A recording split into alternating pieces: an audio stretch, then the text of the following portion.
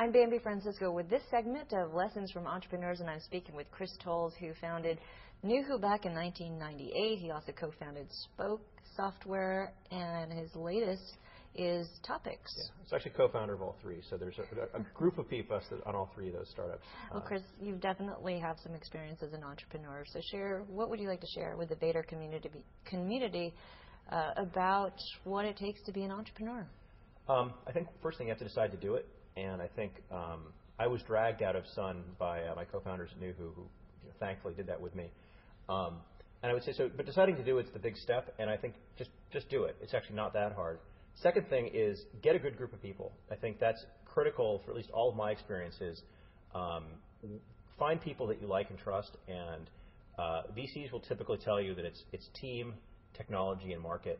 And depending on the VC, it'll tell you a different order. And I think at the end of the day, a good team of people just totally overshadows the other aspects of this, because if you're smart and a good team, you will eventually come up with the right product and you'll eventually attack the right market. So that's the second thing I would think is really important. And finally, the other thing is timing.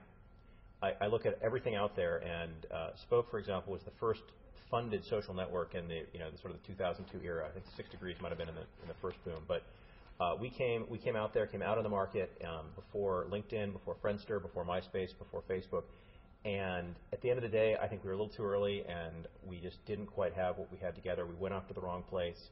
And overall, I'd say I look at other folks who are doing stuff in the industry, and I think timing is just something that consider well what you're going to do. And sometimes you just sort of come on the other side of it.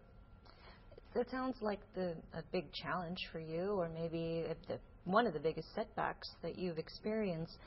How has that made you a better entrepreneur, and how has that made you better in identifying whether you're timing your company appropriately, or whether you should just bag your company if you're too much ahead of the curve and you're well before the demand for your product? I think one is it comes back to team. I think that what really underlined for me is make sure that when you're co-founding a company or you're an early employee, that you really like, respect, and have a lot of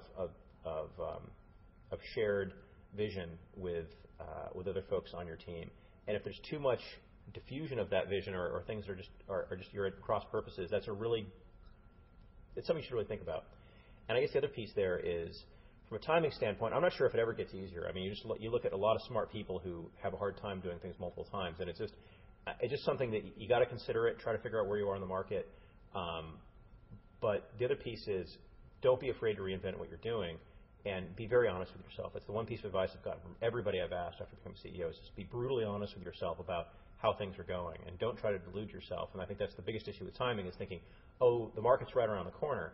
Well, look at what other people are doing, look what's going on there, but really think about whether there's enough people to buy, if you're in consumer space, to actually make a decision to do what you're doing, and are they familiar with it? And I think you can look at some of the later social networks to see that the combination of experience and the fact that there are 2 billion camera phones out there enabling pictures to be easily thrown out on the net, there's just a whole lot of things there where some of the later social networks have just benefited from timing as opposed to being harmed by it. Is there an entrepreneur out there who's your role model? Yeah, Steve Jobs.